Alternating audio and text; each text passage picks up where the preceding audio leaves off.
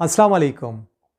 हाजिर हूँ MLT MCQs के साथ। आज का टॉपिक है हमारा नॉर्मोसिटिक नॉर्मोक्रोमिक एनीमिया और आज के टॉपिक का पार्ट 2 हम डिस्कस करेंगे, जिसमें से टॉप 13 एमसीक्यूज़ यानी कि 13 एमसीक्यूज़ पर हम बात करेंगे जो आप लोगों के इम्तिहानात के लिए बहुत ज़्यादा अहम हैं। तो वक्त ज़ाया नहीं करते, शुरू करते हैं एमसीक्यूज़ को। तो नीचे दिए गए एमसीक्यूज़ में हमसे पहले एमसीक्यू में पूछा जा रहा है कि हेमोलिटिक यूरेमिक सिंड्रोम, जिसे HUSP कहा जाता है, नीचे दिए गए ऑप्शंस में हेमोलिटिक यूरेमिक सिंड्रोम में सारे ऑप्शंस पाए जाते हैं, लेकिन एक ऑप्शन नहीं पाया जाता। उस ऑप्शन का आपने बताना है कि कौन सा ऑप्शन है जो कि हेमोलिटिक यूरेमिक सिंड्रोम में नहीं पाया जाता। तो हमारे पास ऑप्शंस हैं थ्रोम्बोसाइटोपिनिया, रेटिकुलोसाइटोपिनिया, हीमोग्लोबिनूरिया या फिर हेमरेज। तो आपने बताना है कि हमारे पास हेमोलिटिक यूरेमिक सिंड्रोम में इन चार ऑप्शंस में से कौन सा ऑप्शन नहीं पाया जाता। तो जो सही जवाब है वो है हमारे पास ऑप्शन नंबर 2, यानी हेमोलिटिक यूरेमिक सिंड्रोम में बाकी तमाम ऑप्शंस पाए जाते हैं, लेकिन रेटिकुलोसाइटोपिनिया हेमोलिटिक यूरेमिक सिंड्रोम में नहीं होता। एमसीक्यू नंबर 2 में पूछा जा रहा है कि जो ऑटो हेमोलिसिस का टेस्ट होता है ये पॉजिटिव होता है नीचे दिए गए तमाम ऑप्शंस में या हालतों में मां सिवाय एक ऑप्शन के। उस ऑप्शन का आपने बताना है जिसमें ऑटो हेमोलिसिस का टेस्ट पॉजिटिव नहीं आता। ऑप्शंस हैं हमारे पास पैरोक्सिमल नॉकटर्नल हीमोग्लोबिनूरिया, जिसे PNH भी कहते हैं, ग्लूकोज 6 फॉस्फेट डिहाइड्रोजनेज डिफिशिएंसी में, पायरुवेट काइनेज PK डिफिशिएंसी में, हेरिडिटरी स्फीरोसाइटोसिस में। तो कौन सा ऐसा ऑप्शन है जिसमें ऑटो हेमोलिसिस का टेस्ट जो है वो पॉजिटिव नहीं होता? तो जो सही ऑप्शन है वो है option number 1, paroxysmal nocturnal haemoglobinuria. एक ऐसी हालत है, एक ऐसी बीमारी है जिसमें ऑटो हेमोलिसिस का टेस्ट नेगेटिव होता है, पॉजिटिव नहीं होता। एमसीक्यू नंबर 3 में पूछा जा रहा है कि which antibody is associated with paroxysmal cold haemoglobinuria. कौन सी एंटीबॉडी है जिसका गहरा ताल्लुक है पैरोक्सिमल कोल्ड हीमोग्लोबिनूरिया के साथ? ऑप्शंस हैं एंटी M एंटीबॉडी इसे कहते हैं, एंटी कैपिटल I एंटीबॉडी इसे कहते हैं, एंटी स्मॉल I एंटीबॉडी इसे कहते हैं, या फिर एंटी P एंटीबॉडी है। तो जो सही ऑप्शन है वो है हमारे पास ऑप्शन नंबर 4। एंटी P एक ऐसी एंटीबॉडी है जिसका गहरा ताल्लुक है पैरोक्सिमल कोल्ड हीमोग्लोबिनूरिया के साथ। जो एमसीक्यू नंबर 4 है उसमें पूछा जा रहा है कि नीचे दिए गए जितने भी ऑप्शंस हैं उसका ताल्लुक है इंट्रावस्कुलर हेमोलिसिस के साथ, लेकिन एक ऑप्शन ऐसा है जिसका कोई भी ताल्लुक नहीं है इंट्रावस्कुलर हेमोलिसिस के साथ। उस ऑप्शन का आपने बताना है।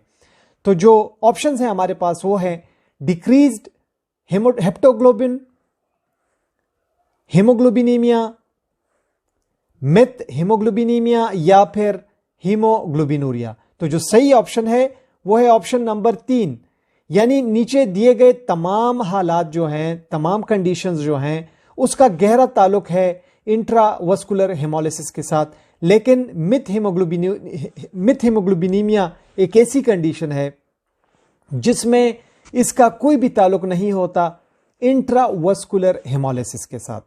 जो 5वां एमसीक्यू है उसमें पूछा जा रहा है कि ऑटो इम्यून हेमोलिटिक एनीमिया जो है, अगर इसकी हम बेहतर तरीके से तारीफ कर सकेंगे, पहचान कर सकेंगे, तो नीचे दिए गए ऑप्शंस में से कौन सा ऐसा ऑप्शन है जिसकी मदद से हमें ऑटो इम्यून हेमोलिटिक एनीमिया का बहुत बेहतर तरीके से पता चलता है?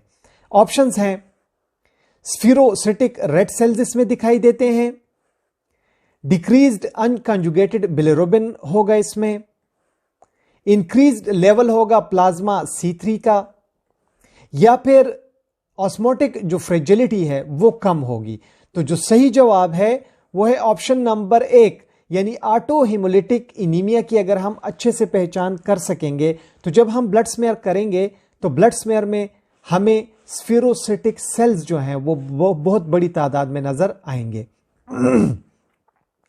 जो छठा एमसीक्यू है उसमें पूछा जा रहा है कि बाइट सेल्स एक खास किस्म के सेल्स हैं, तो ये मरीज में देखे जाते हैं किस हालत में? ऑप्शंस हैं RH नल ट्रेट में, PK डिफिशिएंसी में जो पायरुवेट काइनेज डिफिशिएंसी है, क्रॉनिक ग्रेनुलोमेटस डिजीज में, या फिर G6PD डिफिशिएंसी में। तो जो सही ऑप्शन है वो है ऑप्शन नंबर 4। G6PD जिन लोगों का कम होता है, जिन लोगों में नहीं होता, जिनके खून में इस एंजाइम की कमी होती है, तो ऐसे लोगों के खून में वाइट सेल्स जो हैं तो ये भी मौजूद होते हैं। जो 7वां MCQ है उसमें पूछा जा रहा है कि मॉर्फोलॉजिकल क्लासिफिकेशन जो एनीमियास की है, ये नीचे दिए गए कौन से ऑप्शन पर डिपेंड करती है या उस पर उसका बुनियाद होता है? नीचे दिए गए कुछ ऑप्शंस में से एक ऑप्शन है जिसकी बुनियाद पर जो मॉर्फोलॉजी है एनीमिया की, तो वो बेहतर तरीके से हम क्लासिफाई कर सकते हैं, उसकी दर्जाबंदी कर सकते हैं। तो जो ऑप्शंस हैं वो है RBC इंडाइसिस पर, माइलाइड एरिथ्राइड रेशो पर, प्रूसियन ब्लू स्टेन पर, या फिर रेटिकुलोसाइट काउंट पर। तो जो सही ऑप्शन है वो है option number 1। Red blood cell indices ऐसे पैरामीटर्स हैं जिसकी बुनियाद पर हम एनीमिया की दर्जाबंदी बहुत अच्छे तरीके से कर सकते हैं और मुख्तलिफ किस्म के एनीमियास का हम RBC इंडाइसिस के थ्रू पता लगा सकते हैं। जो 8वां MCQ है उसमें पूछा जा रहा है कि नीचे दिए गए जो ऑप्शंस हैं उसमें एक बहुत आम तौर पर पाई जाने वाली फाइंडिंग है, रिजल्ट है, जो कि एप्लास्टिक एनीमिया के लिए पता लगाया जाता है, और अगर वो चीज हो तो उससे हमें प्लास्टिक एनीमिया का बहुत आसानी से पता चल जाता है। तो नीचे दिए गए ऑप्शंस में से आपने ठीक ऑप्शन का इंतखाब करना है।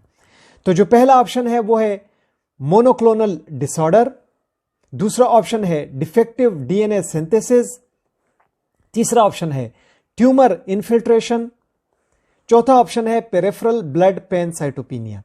इन चार में से कौन सा ऐसा ऑप्शन है जिसकी मदद से हम बहुत आसानी से प्लास्टिक एनीमिया का पता लगा सकते हैं? जो सही ऑप्शन है वो है ऑप्शन नंबर 4। यानी जब हम ब्लड फिल्म बनाते हैं इस मरीज की, तो इसके स्मेयर में पेरिफेरल ब्लड पैनसाइटोपिनिया होगा। तमाम जितनी भी 3 इंपॉर्टेंट सेल सीरीज हैं वो सारे के सारे डाउन होंगे।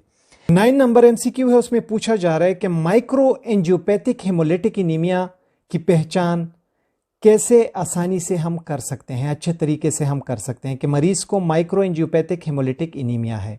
जो ऑप्शंस हैं वो है टॉक्सिक ग्रेनुलेशन की मदद से, शिस्टोसाइट्स और न्यूक्लिएटेड RBC की मदद से, टारगेट सेल्स और केबट रिंग्स की मदद से, या फिर पेपनहेमा बॉडीज और बेजोफिलिक स्टिपलिंग की मदद से।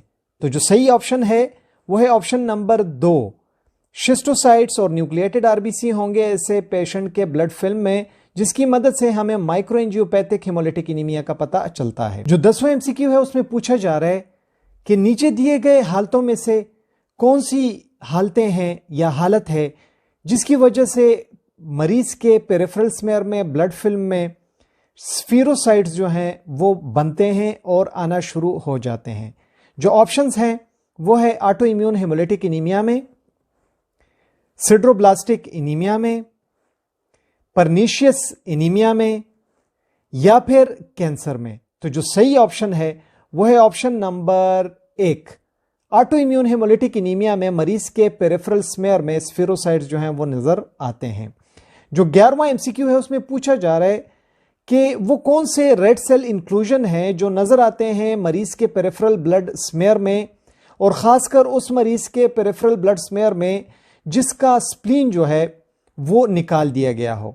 तो कौन से रेड सेल इंक्लूजन उसमें दिखाई देंगे ब्लड फिल्म में? ऑप्शंस हैं सिड्रोब्लास्टिक ग्रेन्यूल्स, मलेरियल पैरासाइट्स, होवल जोलीज बॉडीज, या फिर टॉक्सिक ग्रेनुलेशन। जो सही ऑप्शन है वो है ऑप्शन नंबर 3। होवल जोली बॉडीज जो हैं वो दिखाई देते हैं उन मरीजों में जिनका स्प्लीन निकाल दिया जाता है, तो उनके ब्लड फिल्म में फिर ये रेड सेल इंक्लूजन नजर आता है। जो आखिरी MCQ है उसमें पूछा जा रहा है रेटिकुलोसाइटोसिस जब एक मरीज में होती है, रेटिकुलोसाइट्स बहुत ज्यादा आते हैं, तो इसका क्या मतलब होता है, मरीज को कौन सी हालत है?